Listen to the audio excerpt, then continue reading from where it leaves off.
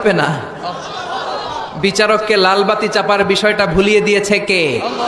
কেউ যেটা পারে না সেটা পারে কে? আব্দুল বাসেত কয় এই তো সুযোগ পাইছি আমি। বিচারক যেহেতু লাল বাতি চাপে না, আমি আরেকটা সূরা ধরি। উনি কোরআনের সবচেয়ে সুন্দর সূরা সূরা আর রহমান তেলাওয়াত শুরু করলেন।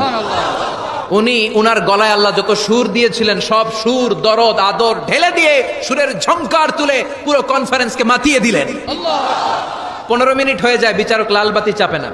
20 মিনিট, 25 মিনিট, 30 মিনিট হয়ে যায়, লাল বাতি চাপে না। এদিকে অর্গানাইজিং কমিটির প্রধান চেয়ার থেকে উঠে এসে বিচারকের গায়ে ধাক্কা দিয়ে বলে, এই man, what's the hell are you doing here? What's wrong with you?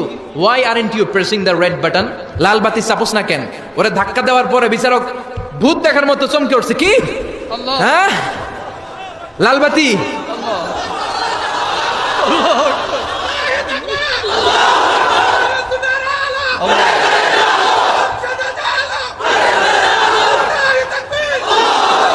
Organising কমিটির চেয়ারম্যান যখন ধাক্কা দিছে, why aren't you pressing the red button? তুমি লাল বাতি চাপো না কেন? ভিমড়ি খেয়ে ওর স্ল্যাব দিয়ে কি? হ্যাঁ, লাল বাতি, নীল বাতি, কোন বাতি? কোন বাতি? হুশ নাই। ওর হুশ নিয়ে গেছে কে? আবার যখন আব্দুল বাসেদের তেলাওয়াতের দিকে তাকায় আবার বেহুশ। না পেরে বিচারক দাঁড়িয়ে বলে, ও আব্দুল বাসেদ ইবনে Abdul Samad, come from Egypt, there is no time limits for you, recite as much as you wish. ও আব্দুল বাসেদ, আজকের এই প্রতিযোগিতায় তোর জন্য তেলাওয়াতের কোনো সময় নাই, তোর যত মনে চায় তুই পড়ে যা।